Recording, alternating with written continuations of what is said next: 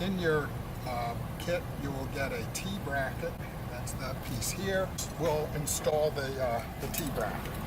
All you do is come over here. You put on there's a metal plate that comes with the U-bolt. You put that on top first. That'll help strengthen it. And then you put on the T-bracket, just like that.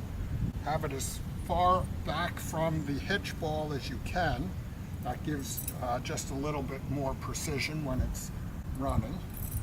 You put on 2 lock washers, and of course the lock washers are very important. And you put on the 2 nuts.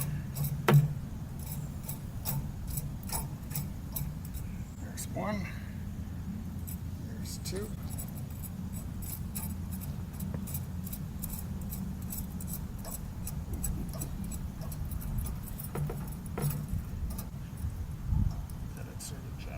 Center. Doesn't have to be exactly in the center, but just like that.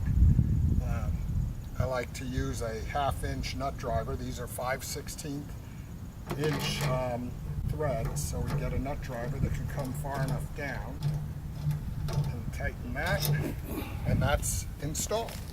That's easy.